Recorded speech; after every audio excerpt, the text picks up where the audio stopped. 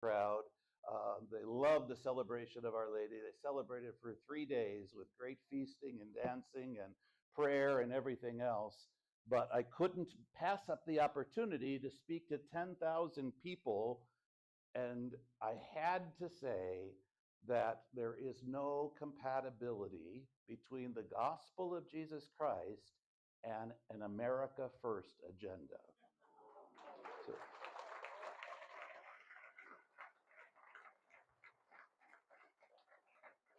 I had to refer to the 60,000 people that are in incarceration because of our broken immigration laws. I had to talk about the militarization, not only of the border, but now of our cities. I had to talk about the threat of nuclear danger. I had to talk about moving backwards on all of the progress that had been made in terms of preservation of the environment. I had to talk about the threat to scientific development of vaccines and other medical issues, and how the richest nation on earth could cut off all aid to the most dependent and suffering nations on earth, all the while being cheered by so-called Christians. Something wrong with that, isn't there? And that's why you give me so much hope, because I know I don't have to convince you too much about all of that. I know that you're here because you have been on mission, and that you have an incredible amount of experience right here in this room, because your vision has been so expanded by what you've seen, what you've heard, the people with whom you've related, and all that has made up your life until this point. How many are the same person now as before you went on mission? Exactly. Exactly. So when we talk about the life of the church and how do we hand on the life of the church to our young people, you have the answer. You have the answer. It's get out of ourselves, right? And begin to see a broader church, a bigger church, a humanity that is hungering for reconciliation, for compassion, for mercy, for peace. And you're all a part of that. A very wise person who gives lots of talks taught me to always begin with Scripture. That way, if they don't like anything else you said, at least they've heard the Word of God. So let's begin with a brief passage from the 9th chapter of Luke's Gospel. And I'm glad I found this Bible around. I was beginning to wonder about a religious house with no Bibles, and I was really afraid of having to use my phone and really show how old I am. Wait a minute, I had it. In any case, a reading from the Holy Gospel according to Luke. Jesus now called the 12 together and gave them power and authority to overcome all demons and to cure diseases. He sent them forth to proclaim the reign of God and heal the afflicted. Jesus advised them, take nothing for the journey, neither walking staff, nor traveling bag, no bread, no money. No one is to have two coats. Stay at whatever house you enter and proceed from there. And when people will not receive you, leave that town and shake its dust from your feet as a testimony against them. So they set out and went from village to village, spreading the good news everywhere and curing diseases. The Gospel of the Lord. So as a good Franciscan, I always thought that passage was about poverty. But as I have learned a little bit more about the gospel itself and the mission of the church in the world, I'm more and more convinced that poverty is just a step towards the relationality that is so necessary for putting the gospel into practice. And I'm glad I'm talking at Maryknoll and talking to lay missioners and other members of the Maryknoll family, because you're the experts on mission. And you know how far we've come from an earlier period when we thought that we would go on mission by bringing everything we had with us and taking it in addition to the gospel to these foreign lands to convert these pagans. Right? And we've come a long way from that understanding of what mission is all about, but we didn't always learn from those mistakes of the past. If we go and have everything that we need with them and lots of things to allure other people besides the gospel, we become dependent on those material things. And worse than that, we become self-sufficient.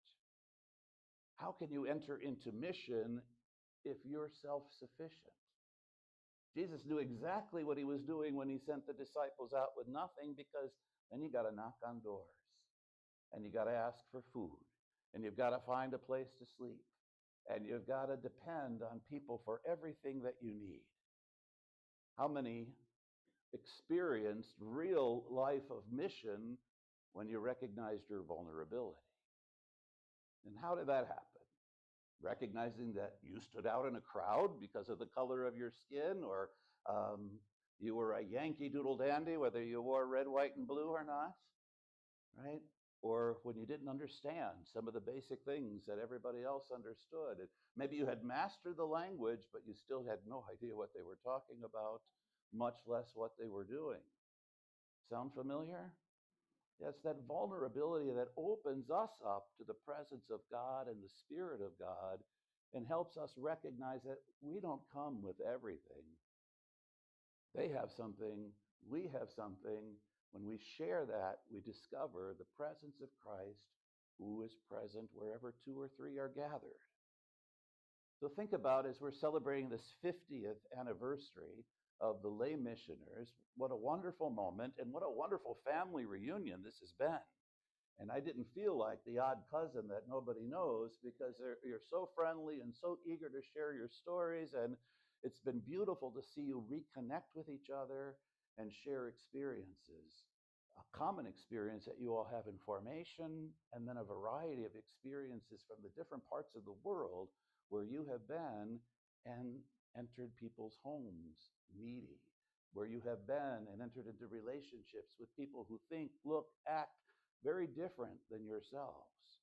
All that richness is being offered to each other as gift because it has enriched you so much.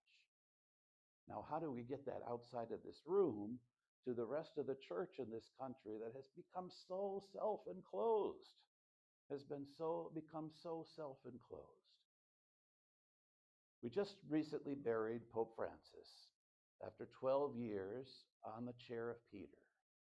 And I don't know about you, but I'm beginning to miss him more and more. I went to Rome for the inaugural Mass of Pope Leo, was very happy to be there, although don't think we get great seats at those kinds of things. I was on the platform right by the altar. We were behind 18 rows of miters. Try to see around that. I had to watch it on video to see what actually happened, but it was a great event to be there. But the visit was kind of bittersweet. I had a wonderful time in St. Peter's Basilica the day before the inauguration, when people came up from all over the place and were eager to talk about their enthusiasm for the moment, especially those who came from Chicago. They were talking about their pastor, and they wanted to show me pictures of their pastor and all these wonderful connections and stories that they had. Some people from Chicago as well, who'd never heard of him, but were really glad that somebody from Chicagoland was going to be Pope. Wonderful, wonderful experiences. And then, of course, the enthusiasm, the excitement of the Mass itself. But when I stayed at our friary there, I'm looking out the window at Casa Santa Marta, where Pope Francis lived. And there were no Swiss guards by the door. There was no Vatican flag flying over. And at night, there were maybe 3 lights on in the whole building. And there was a certain sadness, right? A certain sense of what we've lost. But I hope we continue to reflect on what he gave us, because he gave us so much. He gave us so much as a pope who introduced the language of missionary disciples to the whole church after Latin America had almost worn it out because it was so familiar. A pope who described himself as coming from the periphery to the center, and who shared that experience of the periphery, and even had U.S. bishops looking up the word. What does this mean, the peripheries? Right? What moment are we at in the life of the church? Well, in 1975, when this organization began, the Lay Missioners, and eventually became its own legitimate part, independent part of the Maryknoll whole family, 1975 was an exciting moment in the life of the church. It was still the pontificate of Pope Paul VI. So he may be remembered for many things, including Humanae Vitae, but he was the one that continued the council. After John the 23rd died, everybody wondered, now what?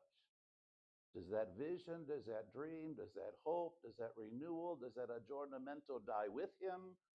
Or is a new guy going to keep that momentum? And we just lived through that not that long ago when thinking about synodality. Now, maybe I'm making too big of an assumption, but have you heard of synodality? I asked that in my home parish a couple months ago, and nobody had. So it's not exactly the top theme in the church in the United States. But he introduced that, and it has the potential for being so important in the fulfillment of the vision of Vatican II and moving us forward to a truly global church that acts in communion with all of humanity. The dream and the vision of the council members as they were imagining the church into the 21st century and beyond.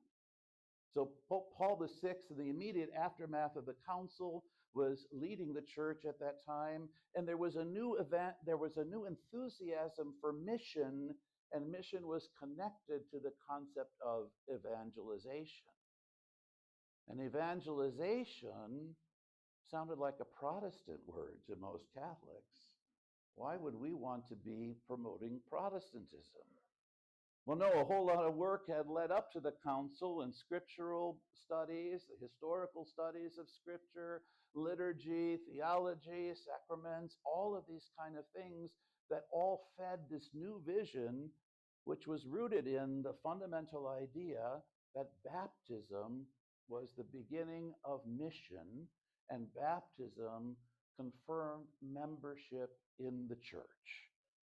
And as Paul VI said succinctly in his encyclical, well, after the council, the church exists to evangelize.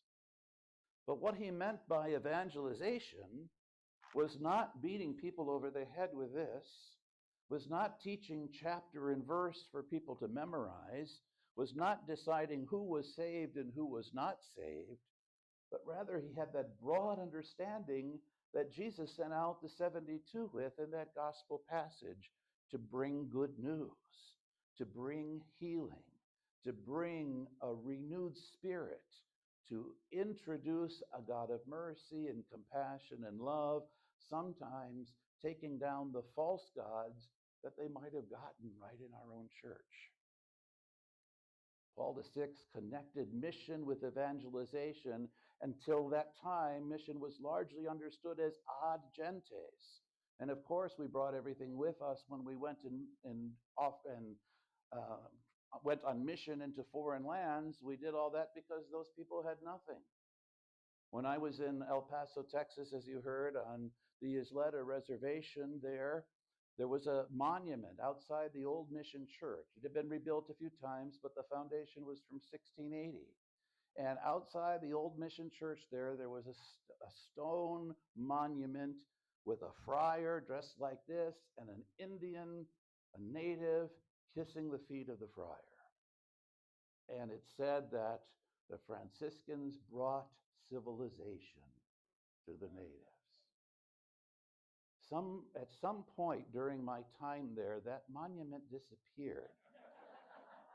And when I was being asked about it, all I could find was a pile of pieces, and I'm not sure what happened. But in its place is a circle where the natives dance according to their tradition that they have done ever since 1680. And now they don't have the people from the area throwing rocks at them when they keep up their traditions, but they run a casino now. And so everybody's lined up for handouts from the same people that they one time put down for a lack of civilization and culture and everything else. Well, it was in Paul VI's time that this idea, and really before from John the 23rd, but we really started to catch on to the idea that mission wasn't about introducing God to anybody, but rather awakening the life of faith that was already there and the natural desire for the presence of God that is to be found everywhere. And the gospel builds on the, the people's own culture, and we have to find ways to enculturate that gospel so that it can be available and accessible to everyone. So the two young ladies that we had up here earlier today were engaged in discussion about how we do that now when culture has been almost absorbed by this universal technology, what Pope Francis called the technocratic paradigm. How do we evangelize now in that new world? And they were giving us some ideas about how we reach people of their age and their time. I think you have that idea because of your experience. And remember that every time Pope Francis addressed the youth, and every time he had an event for the youth, he also mentioned grandparents. And he also talked about the elderly. And he instituted a feast, a celebration, which continued now as a jubilee for grandparents. Because he said we're disconnected. And of course, we live in a culture that too often wants to warehouse people rather than encounter people. And when you're no longer productive, society doesn't necessarily have a place for you. This is really important because some of you have borne the heat of the years, right? And you have so much to offer, and we need to hear that. And you heard about how Ella's life was transformed by this encounter with somebody in mission who had so much to share with her. Well, Paul VI engendered this new enthusiasm for mission, broadened the idea that it wasn't just about agentes, that it was about sharing the gospel, and it was about becoming Christ, revealing Christ, carrying Christ with us, and acknowledging where Christ had already been before us. That's a new concept, and Maryknoll was in the forefront of developing a whole new missiology that helped understand the encounter with cultures, the importance of recognizing where God already is at work and how we work with them. Again, if we bring everything, we're not going to enter into relationship. If we come empty-handed, then we're mutually dependent. And in the language, the very recent language of the final document of the Synod, the church becomes communities involved in an exchange of gifts. What a beautiful concept for ecclesiology now in the synodal epic of the church, that we are to be engaged in an exchange of gifts so that we're not isolated in North America, we're not isolated in Asia or Africa or in the little village sometimes when we just close in on ourselves, but that we're engaged in a global church, a universal church, where every component of it, every place, every local community has something to contribute to the enrichment of the church, an exchange of gifts. So Pope Francis comes with his Latin American experience. And we can't underestimate the importance of that Latin American experience because Latin America was the part of the world that went the farthest with the implementation of the Second Vatican Council. And they went the farthest with the idea of a conference of bishops, not just nationally, but bringing the bishops of the continent together. And they gathered to reflect on what God was doing in that time and place, and they weren't afraid to ask the most obvious and simultaneously most difficult question. How can the church be aligned with power and authority in a place where millions are suffering from oppression? Now we have to ask that question in this country. How can we be aligned with the powers of authority when 18 million people are on the verge of starvation in Sudan, 2 million people in Gaza, and the list is almost endless? How can we be aligned with the structures of power? and it's not easy. The church in Latin America was converted, not perfectly, who's perfect, but was converted to that preferential option for the poor that was largely misunderstood or dismissed outside of Latin America. And I'm not sure it was really taken seriously until we had a pope from Latin America who, as he said on the day that he stepped out on the balcony, that cardinals went to the ends of the earth to find a bishop of Rome. Well, he knew what he was saying by that ends of the earth comment. He knew that he was on the periphery, a word that was featured so much in his talks and in his writings ever since that point. You know, Leonardo Boff talked about the center and the periphery, and he made a pretty obvious observation, only obvious if you're paying attention. But he said that when you're in the center, if you pay any attention to the periphery at all, you can only see one piece of it. You can only see one little bit of the periphery. But wherever you are on the periphery, you can see the center, because so much depends on the decisions that are made at the center. So much depends on the authority that's at the center. And so when Francis from Buenos Aires was elected as Bishop of Rome, he brought the peripheries to the center of the church. And he brought that experience of the implementation of the Second Vatican Council. He brought all of the CELAM, the Conference of Latin American Bishops, all of what they had reflected on and learned since the Second Vatican Council. He brought it as a gift to the universal church. And he expressed it by traveling to Lampedusa, the place where migrants and refugees were dying in the ocean.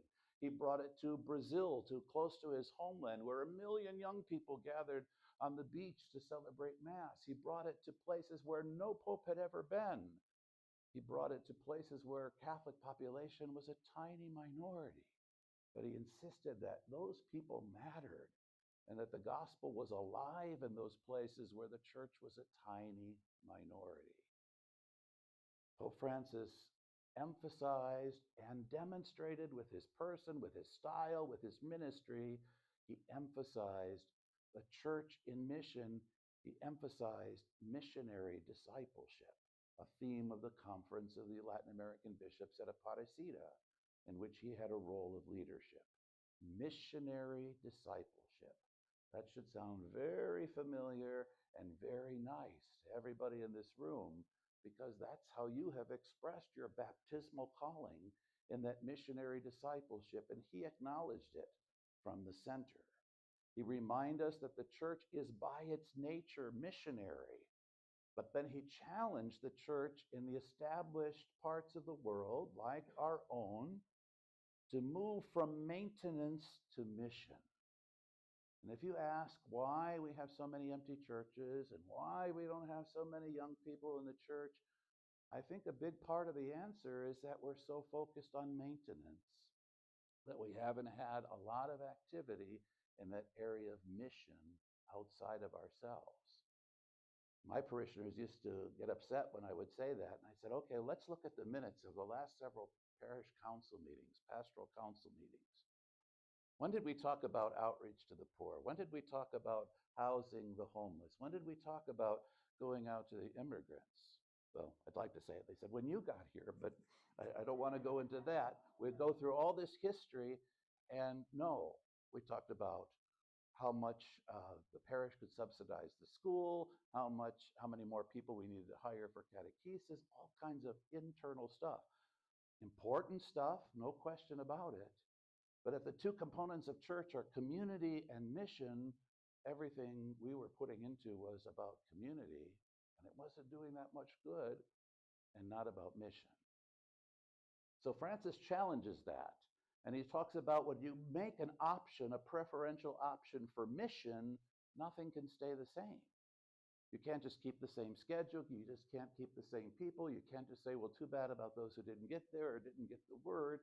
You have to go out of your way to meet people where they are, enter into a relationship with them, not bringing a second set of clothes and a change of shoes and a credit card, but entering into relationship with them. He wanted to make a church that was missionary in every sense of the word. What got him elected Pope when he comes with such radical ideas?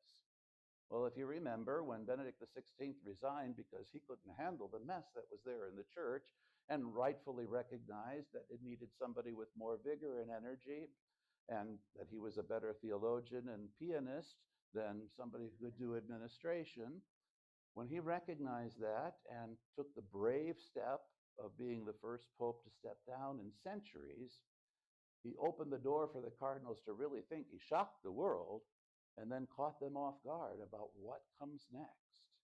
And so what we saw recently with the election of Pope Leo had happened previously when they're hearing all the cardinals and certain leaders talk about what they envisioned was the need, this whole consistory process that happens before the conclave.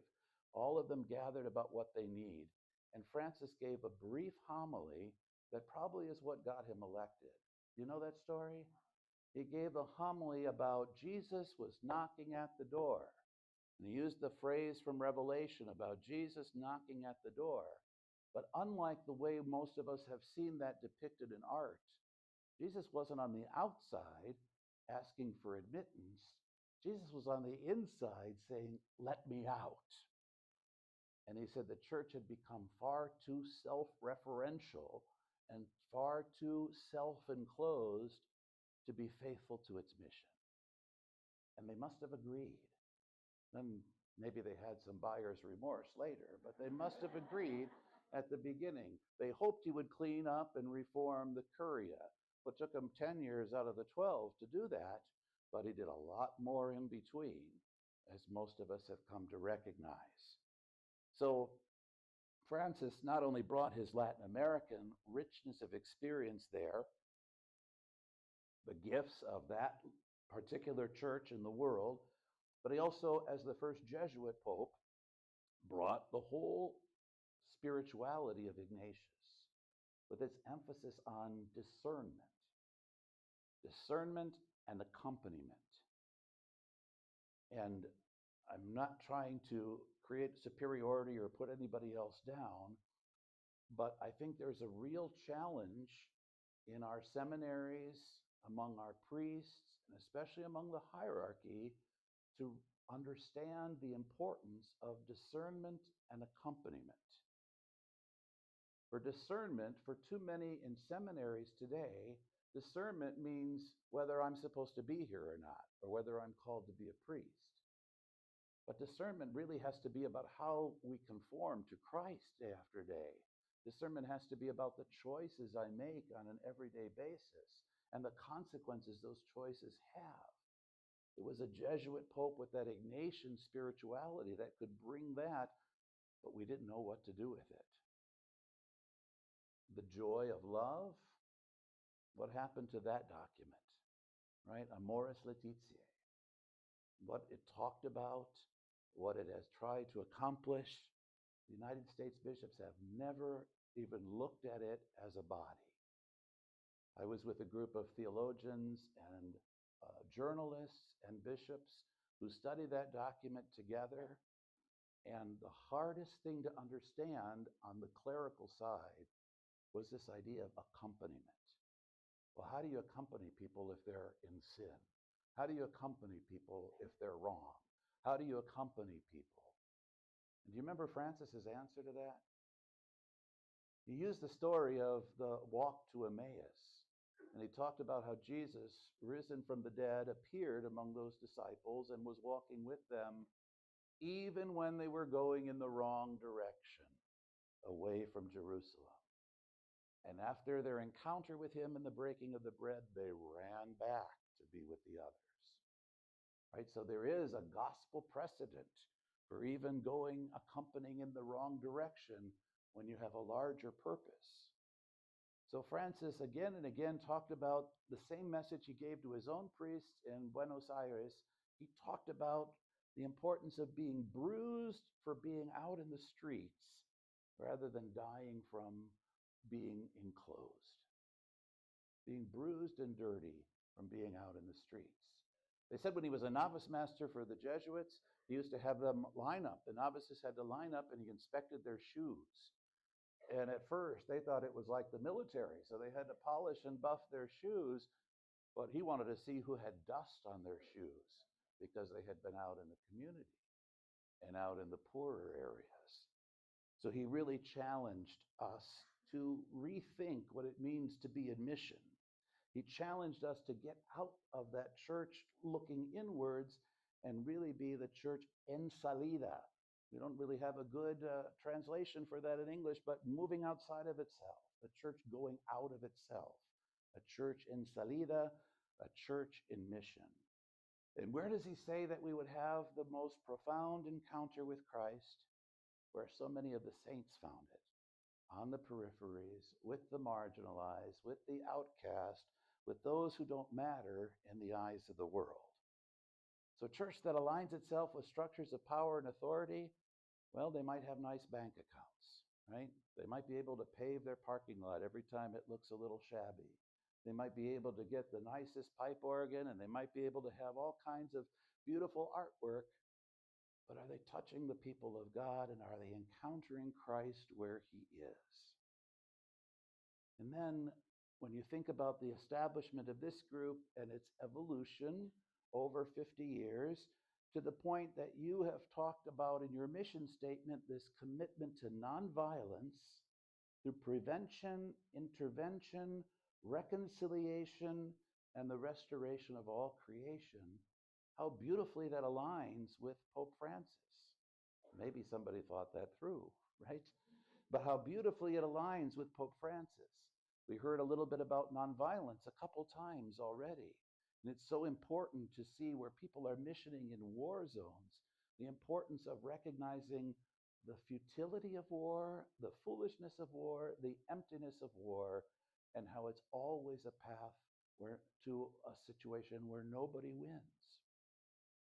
Pope Francis has brought nonviolence back to the center of the church. It's still not as well known as everybody wants it to be, but thank God Marie Dennis is still on the case of his successor and making sure that this happens because it's so critical. But nonviolence was near and dear to Pope Francis. How many paid attention when he went in his wheelchair to Sudan and Congo? An 86-year-old, I think he was at the time, Pope, going into conflict zones and hearing the stories of those who had lost family members, those who had witnessed their parents stabbed or beheaded, those who had been women that had been raped by the opponents, by the enemies, and talk about forgiveness, and talk about forgiveness. And Francis said, if it's possible there, how can it not be possible in the rest of the world? He talked very movingly about that. And the first time that he went to the Piazza di Spagna on the Feast of the Immaculate Conception after the COVID, for the traditional Roman custom of raising the wreath of flowers up to the statue of Mary on the top of this pillar, I was there in the crowd and heard him sobbing when he led the people in prayer, because he said, Mary, I so wish to come today to give you thanks for peace in Ukraine, but I guess I have to keep on praying. He was personally moved by the sufferings that he encountered because he went with nothing in his hands. He went and encountered people one-on-one. He did it with people that had been abused by ministers of the church. Even though he got a bad rap for not believing somebody or other, he tried to rectify that. But more importantly, he entered into the suffering of people and heard their stories. And so one of the victims from Chile became a very close friend of the Pope and was appointed to councils and has done so much good because of that personal attention, that care and concern that Francis made real for him. Somebody said that people used to come to Rome to hear Pope Paul VI. They came to see John Paul II. They came to read the words of Benedict XVI because it was too hard to get the first time. And they came to touch Francis. And he moved around the crowd in such a way with such an affection that even if you were 20 rows away, you felt that you had been touched by him and were able to touch him. He understood that nonviolence is a way of life. It comes from within.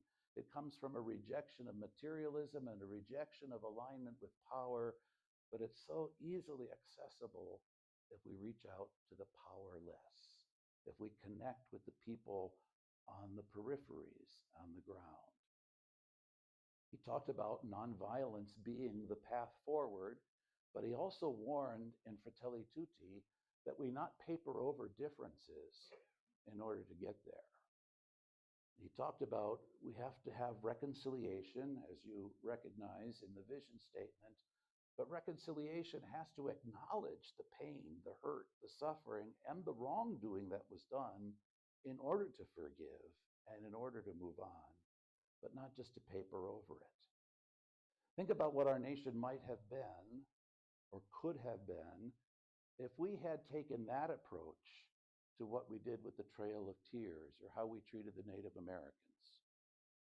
Instead of just ignoring it, or in the state where I live in Kentucky, where you can't teach it because it makes some people feel uncomfortable, instead of doing that, if we acknowledged it and then tried to make reparations for that. But no, we tolerate a situation where Native Americans are among the poorest and most stricken by disease and especially by addictions. And we say those poor Indians, right? Till they get casinos and take all our money that way. But not because we're concerned or care about them. How might we be different if we had taken that and really learned from it and said we weren't who we said we were when we did those things? Or when we put Japanese Americans or Japanese citizens into detention camps. No, we haven't learned anything. We've built alligator Alcatraz, right? And we have an almost unlimited budget to create new structures to house or to store immigrants, right? No concern about whether they're guilty of anything or innocent. No truth to we're removing criminals first. You're a criminal if you came into this country without the proper documentation, and therefore you have no rights. That's the operating principle. It's not American. It's not the way we've done it forever, but that's what's happening now. So if you are embarrassed by the chapter where we interred the Japanese, we're doing it again. And there's not enough of an uproar about it.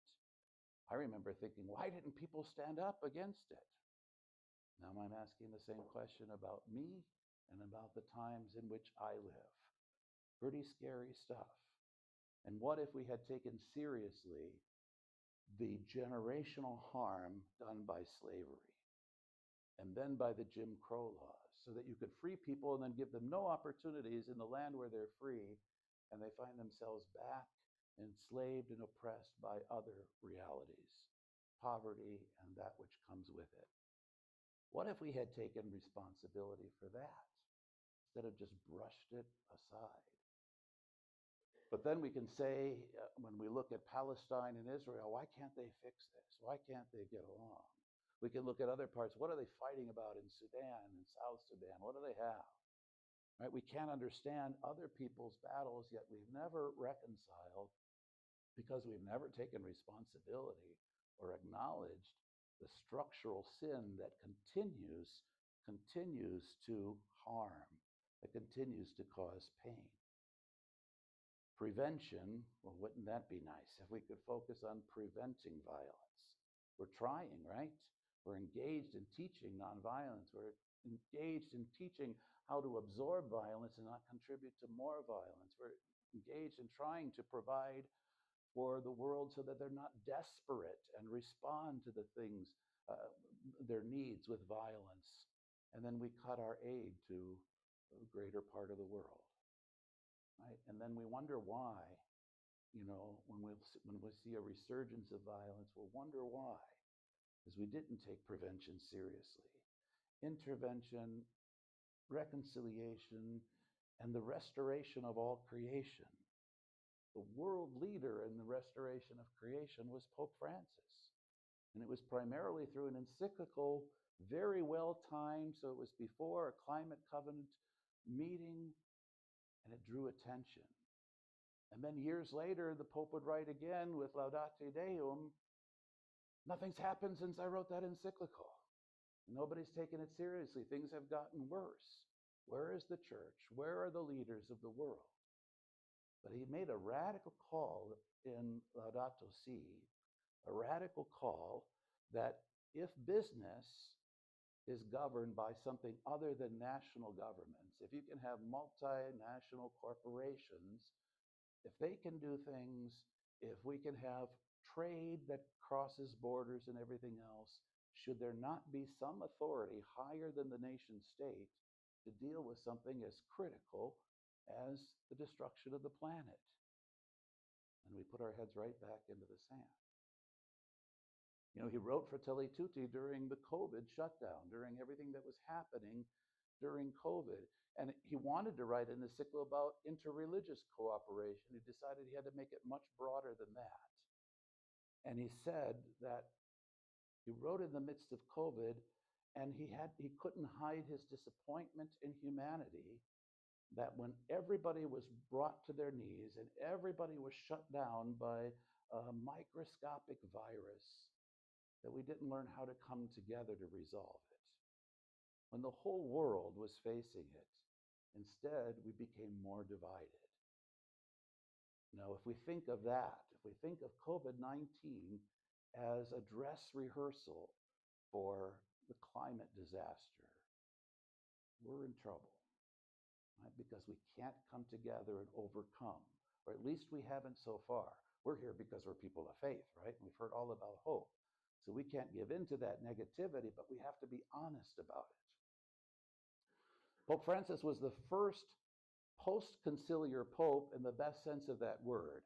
And John Paul II was after the council, but John Paul II was a bishop active in the council.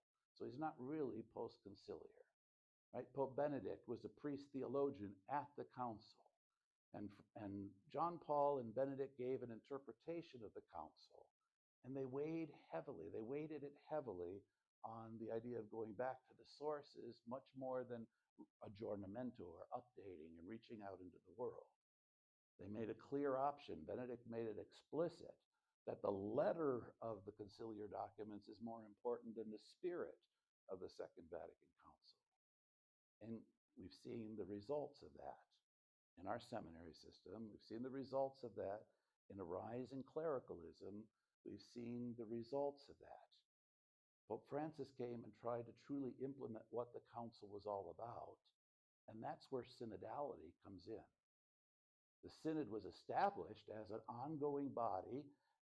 During the Second Vatican Council, Pope Francis celebrated the 50th anniversary of the establishment of synodality, but he did it a whole different way. He did it a whole different way. I believe that Pope Francis was deeply inspired by a talk that Patriarch Bartholomew, the ecumenical patriarch of Constantinople, the spiritual, symbolic leader of the Orthodox Christians, when he gave a talk at a previous gathering of the Synod before Francis was even Pope. And in his talk, he responded to the encyclical of John Paul II called Ut Unum Sint, that they may be one, in which John Paul II invited theologians and bishops and leaders, thinkers, to discuss and propose ways to exercise a papacy in a newly ecumenical church, assuming that there would be a relationship, unity between the East and the West. You know, he was sure we were on the verge of that, and when the Iron Curtain collapsed, that, you know, we'd all be brothers and sisters, there'd be one church, we'd heal the first schism in the church. You know what happened? We got caught up in property wars between who owned this church and who owned that church, and dividing territory between Christians and Orthodox. But he was convinced we would come together at that time, and he asked for suggestions of how to exercise the Petrine office, that's what he called it, successor of Peter, in an ecumenical church. Well, Patriarch Bartholomew responded to that years later, and he said that the only way that there can be unity with the Orthodox is to balance papal primacy with synodality. And synodality is the gift of the Eastern Church in this exchange of gifts. So synodality involves listening to everyone. That's the first step. And then it involves really hearing what each other says and then dialogue about different things and an openness to what the Holy Spirit says. Now, that seems naive to people today. We're going to get a group of people together, we're going to sit around and wait for the Holy Spirit. That's what it seemed like. Why was a synod so unpopular in the United States? Because the bishops couldn't understand it and they couldn't sell it to people, they couldn't explain it to people, and the most common excuse or the most common reason given was, we don't know what it's supposed to result in. And what would Francis' answer to that be? Why do you need the Holy Spirit, right? This is about discerning, where does the Holy Spirit lead us? If you have all the answers, it's like having the extra clothes and the coins in your pocket and everything else when you go out in mission. You have all the answers, you're not open to what the Holy Spirit has to suggest. But we heard earlier today about our American pragmatism. The challenge in going into other cultures is when we want to fix problems that they don't even recognize that they have, first of all. And even when they do, they're not looking for our solutions to them, right? But that's how we wanted to take on the synod. And so everybody had their agendas and everybody criticized everybody else for having an agenda, but we really didn't put it into practice very well. And imagine that we're living in the only continent in the world that did not have an in-person continental assembly at that stage of the synod. So it started on a diocesan level with listening sessions. And then we're supposed to compose a report from each diocese. And then you go to the regional level, and you're supposed to have a report composed for the region. Then you go to the national and continental levels. In between, sending these things to Rome and getting response back from Rome. That was how the whole dynamic was supposed to work. Anybody live in a place where all that happened? Not a whole lot. And the continental assemblies, well, we did it. We in North America, we did it online. How many of you were invited? No. When the first listening sessions happened in parishes around the diocese, the instructions that came from Rome were, make sure that you have a diverse audience, make sure that the whole church is represented, make sure that inactive Catholics, bring Protestants in, right? Don't bring the kids from the youth group as much as the ones that don't come to church. You get as much of a sample. Now, granted, that's harder to do than you think, but you want a sample from everybody. And that was the most successful stage for the places that did it. In my diocese, I can tell you about people coming in and they were armed and ready to go. They had a battle and they were going to get their point across. And the process was so disarming for them that they came out respecting each other and the ones that they disagreed with, right? Because when you start with prayer and you start with Lectio Divina, you reflect on Scripture together, and then you listen without interrupting to every other person at the round table. If you listen to every other person and then absorb it, don't jump into the next step, then you go into the next round where you say what I heard. And each person, without interrupting the others, reflects back what they heard.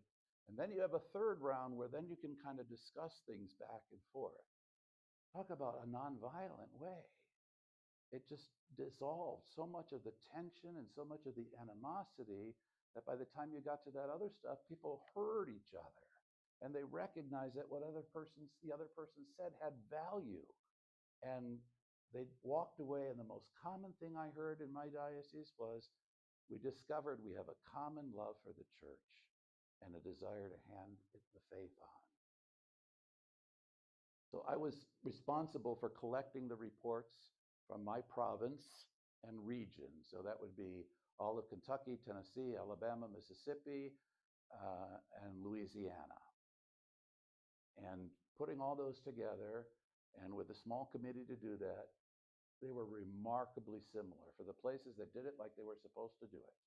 When they actually had these conversations in the Spirit, listened to each other, and responded to the questions. They were remarkably similar. The number one answer about what do you want from the church, what is the most important thing going forward, synod means walking together, what is the most important thing that we have to do? They said, make sure that we have a faith to hand on to our kids.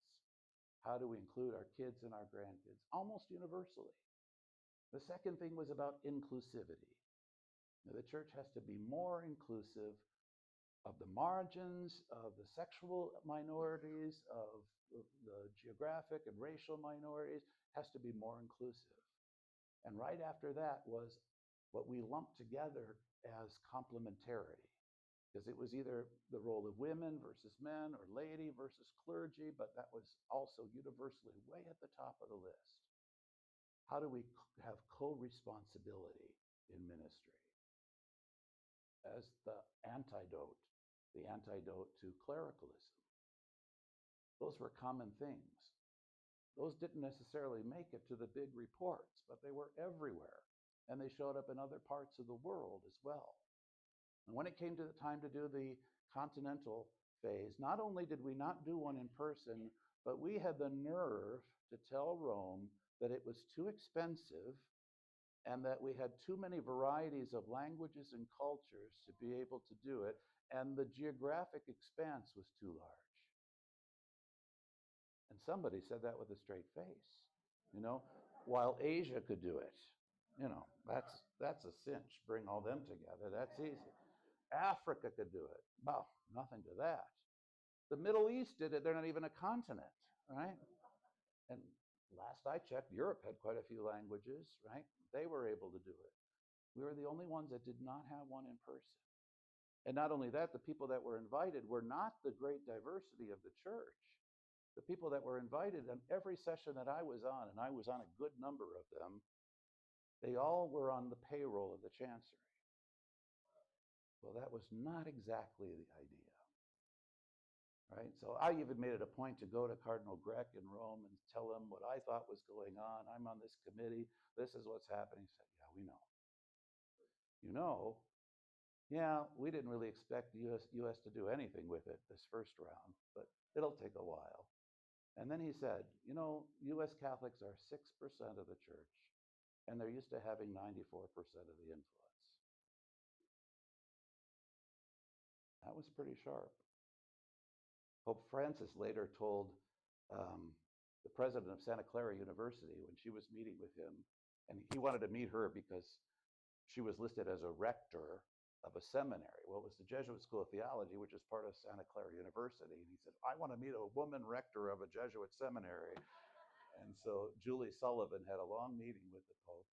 And in that meeting, she mentioned something about the Synod and Cardinal Grech. And Pope Francis said, there is nothing that man can't do. He can smoke underwater. He had his own way of expressing things for sure. But it was a really beautiful affirmation of what Cardinal Grech was doing. But I think the time for synodality is certainly not past us. I think we have to be engaged in it. And, even the Synod office in Rome said, if your parish or diocese isn't doing it, create a group yourself and send the results right to Rome. Well, they kept those results, but they also sent it to the bishops' conference saying, what about this group you didn't hear from? What about this group you didn't hear from? It's going to be kept going. And I think, we're looking now at the differences in personality, temperament, and style between Francis and Pope Leo. Leo is already committed wholeheartedly to the synodal process. Leo is already heading a committee that's working on the canon law portion of that. So how do you institutionalize this thing? And I think he's going to give us perhaps even clearer procedures and ways to go forward. But we are right now at the implementation stage of the council. And if you haven't read the final document, I'd love to give another hour about the final document. I won't, but I'd love to give another hour about the final document from the Synod. But it says some important things, really important things, like bishops need to have a job evaluation. Yeah, that's something that we need to implement, right? We need to have a job evaluation. There's so many things in there. Women need to be included in every office that the church already allows them. right? Because there's so much emphasis on what women can't do and on ordination, and it's a legitimate issue. I don't want to argue about that. It's a legitimate issue, but Rome is saying you're not even you're allowing women to do what they can do already. Put that into practice. It may seem like a minor thing, but how many of your dioceses have women acolytes, installed acolytes? Installed? Which diocese? Syracuse, you have installed acolytes? Oh. I mean, formally installed in the ministry of acolyte. I know that San Antonio does. I know that Lexington does, but I don't know of anybody else. Syracuse might very well. Yeah, so the servers, the altar boys and altar girls at Mass take the role of acolyte, but there is an official order of the acolytes in the church. Up until now, it has been a step to ordination. So it's lector, then acolyte. So lector and acolyte, lay people have been allowed to perform those ministries. They have not been allowed to be installed in those ministries until Pope Francis. So, but is the U.S. Church doing it? Not yet. Catechist, the order of catechist. How many have an order of catechist? Again, an install. We don't even know the difference, right? You're telling me we have not even heard about this stuff. So those are things that have already happened that have been allowed, right? So that was one of the directions coming from Rome, is you got to implement what is already possible. So in the document that comes out for this interim phase, Cardinal Grech in his introduction says something that will be music to our ears, that synodality is in service of mission, that the ecclesiology of synodality is unity in diversity, and it is to express an exchange of gifts among local churches, an exchange of gifts within the local church and outside of the local church. And I can think of a beautiful example. I see Father Dave Labuda's here. He helped, when I was in El Paso, he helped our diocese really live out its sister relationship to the Diocese of Choluteca in Honduras, in southern Honduras. And that diocese, not only is it great for formation of the laity and has led Central America and Latin America in the formation of catechists and delegates of the word, delegados de la palabra, but they also, within Choluteca, have a clinic for natural medicine. And in that clinic, they have, from that diocese, they have coastal parishes, they have mountain parishes, they have wooded parishes, they have parishes on the plains, and different medicinal plants grow in different places. And they bring all those together and create these medicines that they can sell at a very low cost to people that can't afford the pharmaceuticals that we've become so dependent upon. But it requires this collaboration among all the parishes to contribute the different things that they have to put together something to serve the needy, the hurting, those in need of medicine. A beautiful example in microcosm of sharing these gifts. Imagine if we could do that on a much larger scale. We have to think about, what is our gift to offer somebody else? If you're coming back from mission, you saw all kinds of gifts. Do you ever think about what our gifts are here? And it's not just the structure and the mechanization of things, but what other gifts do we have to offer? So that exchange of gifts is so important. And then the Synod, as I've said already, is the implementation of Vatican II. It's the ecclesiology of Vatican II put into practice. Between the local bishop and Vatican II reestablished the office of the local bishop to its original importance, because before that time, the bishop was kind of a branch officer for the headquarters in Rome. And now it says that the local bishop, is to be the vicar of Christ in that area. Should also say the servant of the servants of God, right? In that area. That's important.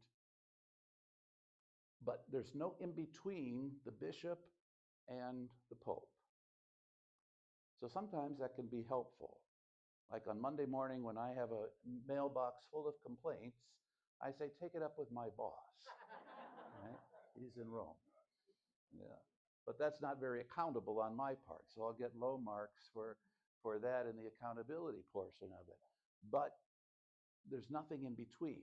So the synod was established as something in between. And it was a regular meeting of bishops. Some are elected by their peers and others are appointed by Rome to give advice to the Pope on important matters. And then Pope Francis comes along and says, yeah, I've been at those synods. And I've been at those synods when somebody says, as soon as it's over, well, I really wish we would have done that. But he never said that in the synod hall, right? Or, you know, I was going to say this, but it went against what the Pope was saying, so I kept my mouth shut. I said, well, what's the point of that? The whole point of the synod is to talk. So he said that, you know, the rule for the synod was to speak, he used the word parousia, speak with parousia or boldness. Speak boldly and listen charitably. Now, what would our political scene look like if we did that? We got the bold part down, right?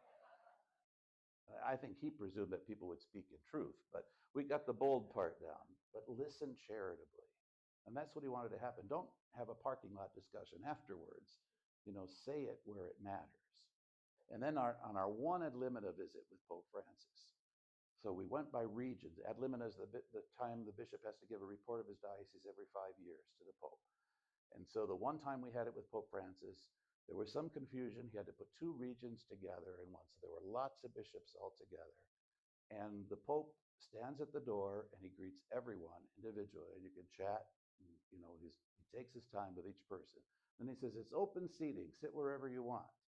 And then we had an American cardinal telling us where to sit on the other side of the Pope. But it was open seating, supposedly, right? And then when the Pope got finished greeting everybody, he comes and takes his seat. He goes, now, you guys, the bathrooms are behind this door here. And there's a water pitcher next to me here. So if you get thirsty, just get up and help yourself to some water. Nobody had ever heard a Pope do that, speak like that. Very human, right? Very hospitable. And then he said, now, I'm sorry we have such a big group. That was not how it was planned to be, but we're not leaving here until everybody has a chance to speak. So don't let anybody leave here and not say what you came here to say. And he said, and you can speak about anything. And he said, even criticism. He said, I learn a lot from criticism, but say it in this room. Don't be quiet here and then go talk to the press. And it was very, very well said. And we were with him almost 3 hours, 2 hours and 45 minutes, with just answering questions and asking him, pastor to pastor, about a number of things going on. So he implemented what he talked about. As a vicar general, I went to an ad limina visit with Pope John Paul II, partially because I wrote most of the report. The bishop thought he might get some hard questions, so you better come along in case I need answers to these things. But in every dicastery during that meeting, the bishops got scolded by the cardinals there. They were treated like school kids going to the principal's office. Boy, during Francis' time, we went in there, and the first thing out of every cardinal's mouth is, how can we help you? What questions do you have for us? What can you tell us about your local church? Complete difference. So he's putting it into practice. But we still need to put the synodality part into practice. And the title of this talk was Conversations in the Spirit, because that's supposedly the methodology of the synod, that process where you listen to everybody before speaking, then you share everybody, the impressions you've gotten from everybody else, and then in the third round, what is the Spirit saying in all of this? And I can tell you it works. We've done it in a couple different settings where we had difficult decisions to make, like where to have a school of theology. That was a big one that was decided synodally. The OFM Franciscans, the bigger group of Franciscans. I'm from the tiny group, but the bigger group of Franciscans, they had a national synod exercise. 250 of them came together.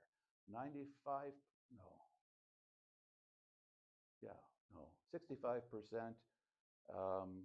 were friars, and 45% were lay people and sisters that worked with the friars, and did a whole week of synodal conversations and came out with a whole plan for the next several years.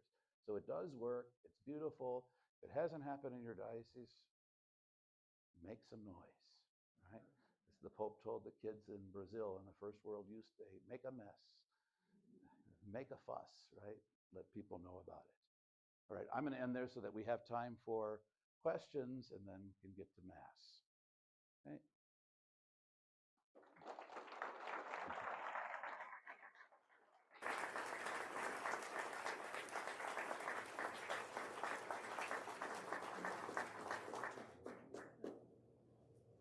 Yes. She did a great job earlier today, did she not? And I loved how she began by saying, you are living the authentic faith. You're living the faith authentically. And it's a beautiful expression of the church and mission. Questions? Questions from the crowd? I'm just going to be passing the microphone around.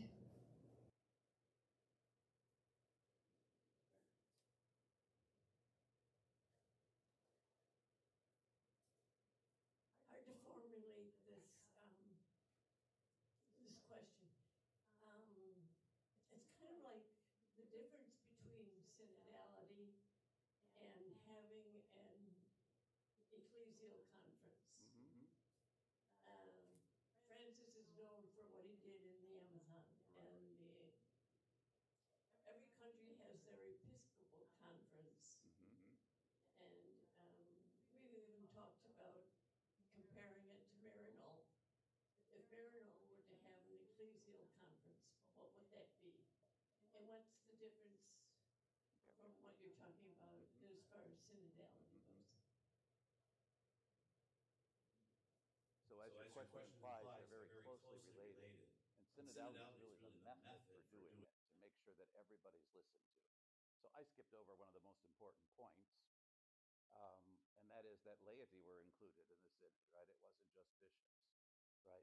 Now, I think religious men and women have an advantage of this, especially if they come from a structure where there are chapters, because they're used to having those discussions and very often used to discerning what we need for leadership and those kind of things. So the synodality is the process. You know, there was a synod for the Amazon, but the Pope is calling for a big ecclesial assembly. That means clergy and religious and laity together. So the ecclesial assemblies are about who's involved, and synodality is the process of making sure all the voices are listened. That's the best way I can describe it.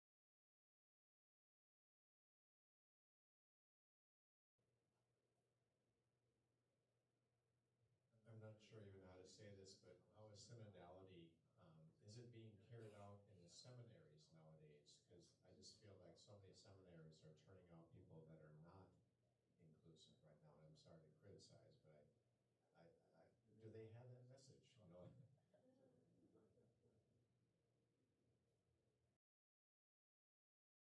The simple answer is not enough of them have that message. So I had a week this summer where I was to do it for all of the conventual Franciscans of my order, everybody in formation, and even they were less familiar than I was hoping they were. So we had that exercise, we went through it, we tried doing those kind of things, but it's not widely enough practiced.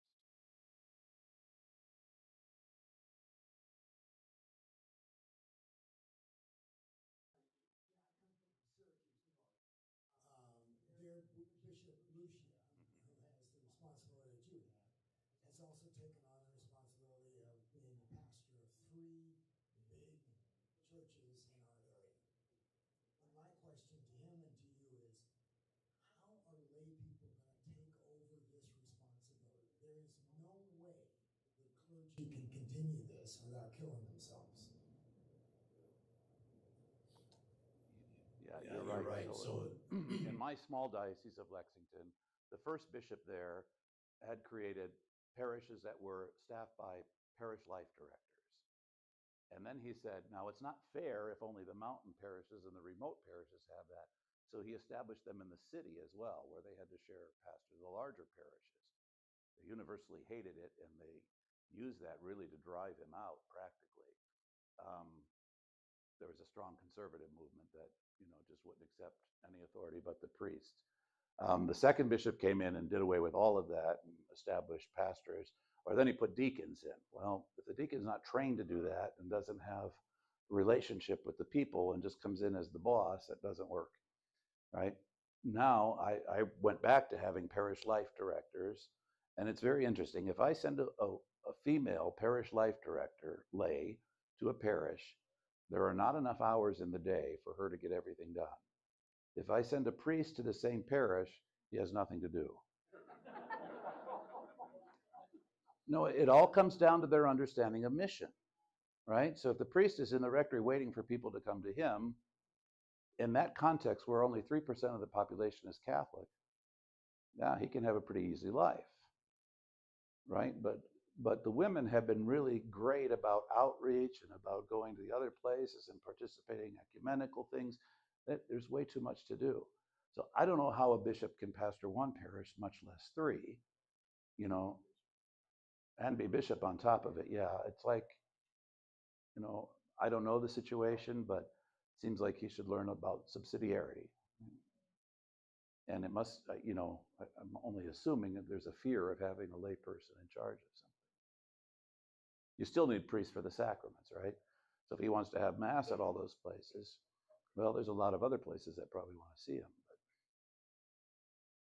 But I don't know. I hope that's, you know, that's being transmitted, so God help me. But I clearly do not know the situation. Yeah. You spoke how Francis brought in the spirituality discernment. Could you say something a little bit about centering prayer and silence? How the practice of silence gives you an ability to non-judgmental listening? Yeah, that could be a whole series of workshops in itself, but it's so true. I mean, listening comes first, and Pope Francis is very clear about it's listening to God first. And centering prayer is one of the ways, a very beautiful way of clearing your mind from your own agenda and really being open to what God has to say. And how much better is any synodal gathering, any conversation in the Spirit? Everybody's done that before they even get there. You know, it's very hard to do all of that in a group setting. But we tried it in one because we thought people need to be taught how to do this first. So we had everybody, when they came to the meeting, they first had to go into the church, and then we went through some steps about centering prayer and contemplation. Then we brought everybody together downstairs for a conversational meeting. But you're right, yes, we need to be open to the Spirit before, you know, we try to do that with the Lectio Divina, we try to do that with, even the method itself helps that, but all the better if you can have that personal discipline. Very good.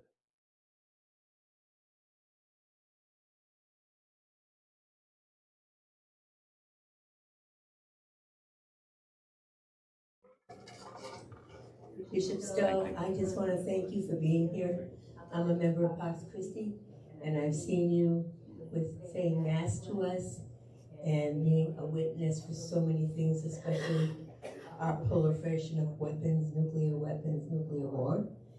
And I just want to say that I'm very excited by working with the Friends Society on the divestiture issue, which has to do with our pensions, and, you know, being a local presence to affect the purchasing of weapons and nuclear war initiatives that are going on.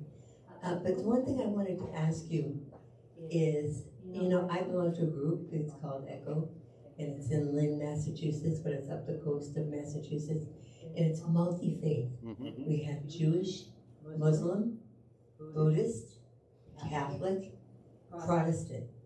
And I want to, and it's amazing what happens in this group. They've been around for like 70 years. And I just want to know how you envision the Catholic Church communicating with these multi-groups. Do you have a vision yourself? Does the synodal effort talk about this?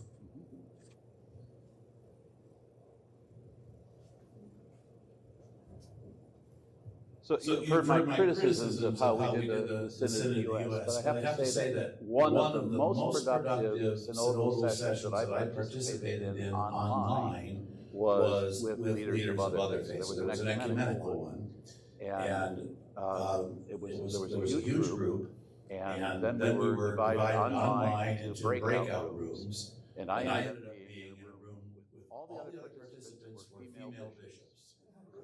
And it was a great experience. It was one of the richest conversations on in the synodal process that I've experienced, I was touched by how deeply interested they are in this process. And I heard that from a lot of local Protestant leaders as well. They're very interested in the process because they don't really have a mechanism for getting at the same kind of issues.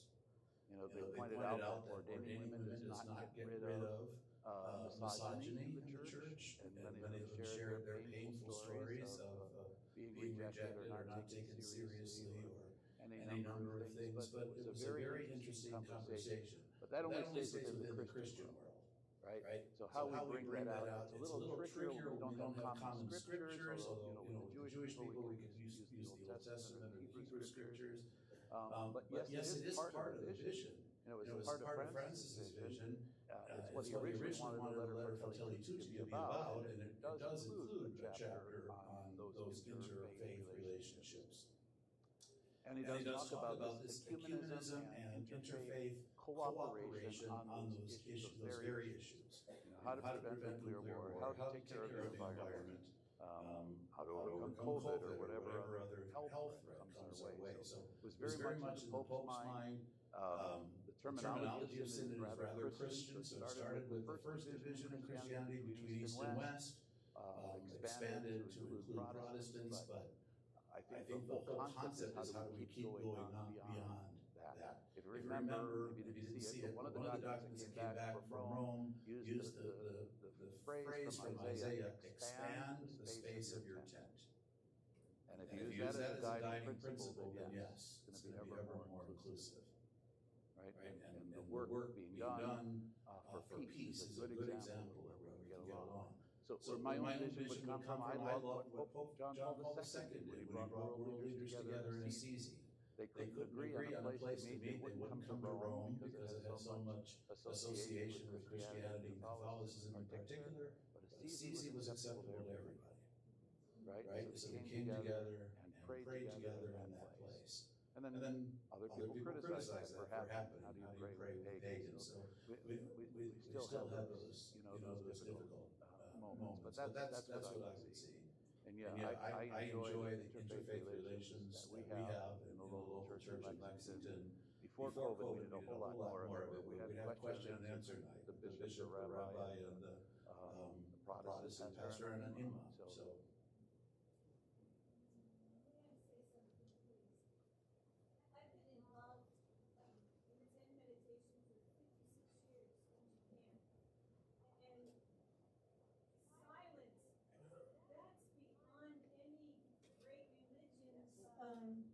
Scriptures, even our own. Jesus says, you look in the scriptures for me, looking for life, but you don't come to me.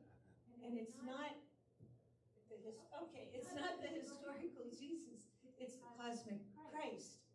And Sufism, Hesychasm in the Jewish religion. One time I was at an international conference and we were invited by the Imam of Syria to go to his private quarters and spend a half hour of silent prayer together. I was involved in a Zen retreat in Galilee. We had Buddhists, Palestinians, Israelis, Christians, and at the end of it, one of the young Israelis said, at that time the Palestinians had permission to participate. And he said, there we were, both with knives in our hands. But we weren't using them as weapons. We were using them to prepare a common meal. So I think the mystical tradition, and we're talking about how to reach out to young people. There's so many young people searching for that inner life that's beyond any one particular, what do you call it? Tradition or religion. You know, or like the scriptures. They're looking for that inner life. Yes, thank you. And I think that's part of what the Quaker tradition is being in silence, and centering prayer has to do with that silence. So yes, that needs to be emphasized for sure. Thank you, Bishop Stowe. Could you say a little bit more about how you see the intersection, if nonviolence moves to the center of Catholic teaching, how does that reinforce, or how is that supported by the synodal process? Yeah, so Marie gives me the essay question, right? But it's a very good one, right? How would that be supported? Well, you know, I think we'd have to first come to an agreement on what facts are and what truth is before we move out. You know, I think about the witness that Bishop John Cummins had in Oakland. For 10 years, he had a dialogue going between the Livermore Nuclear Laboratories and the Catholic faculty at Cal and the theology faculty at the GTU. And I was privileged to be part of it in the 10th year. And they were telling the stories about how it began. And it began with each community sitting by itself. And they had a facilitator. And it was like they were enemies, you know, and they were lobbing things towards one another, right? And they had separate meals, or at least they ate at separate tables. When I walked in the 10th one, I had no idea. Everybody acted like friends. Everybody sat, you know, just interspersed at the tables. There was no facilitator. People just got up and did those kind of things. Now, that predates synodality, but it allowed them to talk about. So people from the Lawrence Livermore Laboratory talked about how during the Carter administration, they were doing traffic studies.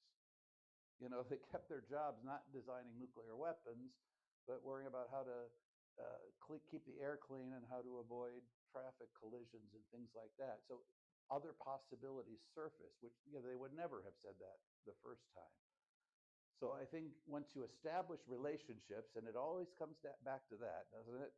You start with relationships, and then you've created some trust, and then you can get to some of the harder things. You know, I remember at the Nevada nuclear test site, you know, where demonstrations for a long time, and Father Louis Vitale, you know, the great hero of nonviolence. And, you know, one of the times I went and we got arrested and we're putting in a holding pen, and the sheriff comes by, he says, Father Louis, can you come over here? Father Louis goes to the edge of the holding pen. He says, somebody left their lights on. If you could, one of the protesters that got arrested left their lights on, and if you could hand the keys out to me, I can shut it off. This is before, you know, modern self-shutting off things, right? But if you could hand the keys to me, I'll make sure that they don't get a dead battery before they get out of here. You know, but that only happened after years of mutual understanding. And Louis talked about how at first the people in Las Vegas were furious with them coming in and doing these protests because their jobs were on the line. They said, okay, well, if we're not working there, we're going to be in the casinos and the hotels and doing that kind of work. So the high-level jobs they thought were, and so they said, well, we have to take that into consideration. We have to talk about economic conversion. And when they felt they were heard, then it created a whole different kind of thing. So I remember sitting in the back of the sheriff's car, and you know, he's writing this ticket. He goes, now, I can't tell you not to show up, but I can tell you that it's been, you know, more than 10 years before we've ever issued anything for somebody who doesn't show up for this court thing. So, you know, there was a mutual respect that went on despite having to do different things. So I think synodality could only enhance that, right? If we could sit down with a common method and have common values that are grounding it. And even if we don't read the same scriptures, you know, I'm sure we can find some fundamental document that we can all agree on, you know, universal human rights or whatever it is. And I think we could work that way. Yeah, it might be naive and it might be a million years out, right? But we have to start.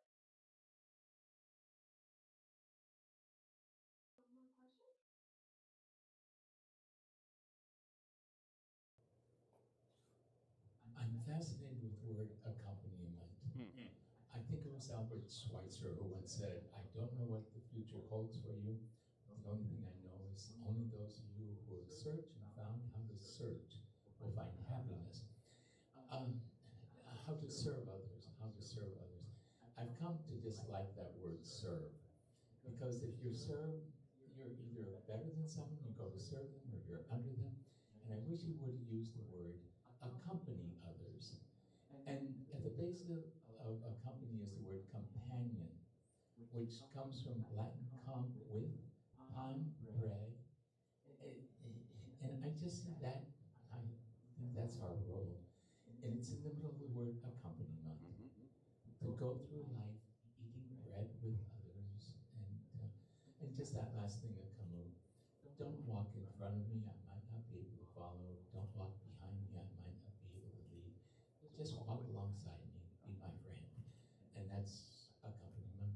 So anyway, when I just heard you say those two things, it just made me feel good. Yeah, no, that's very good. I appreciate that. I think accompaniment is far better than service, but I would also say that the reality is that there are power differentials, right? And as long as there are power differentials, if we use our power in service of others, it's better than exercising power over.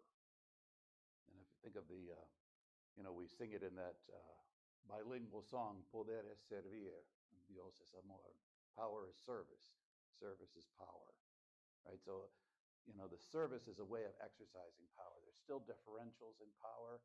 If you don't have that, accompaniment, right? But I agree that accompaniment is the higher value. Thank you all.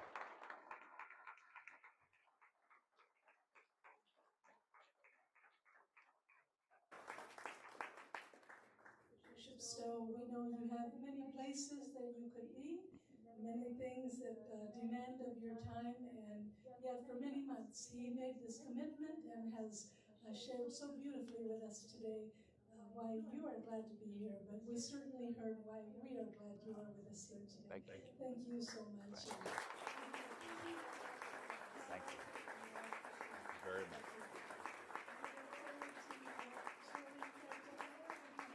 Thank you.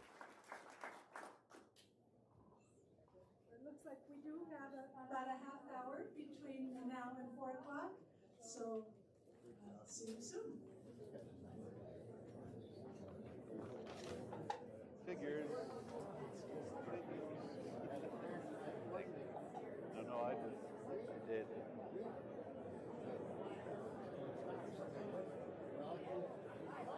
Oh, I did throw it at you? I'm sorry. It's holy water, yeah.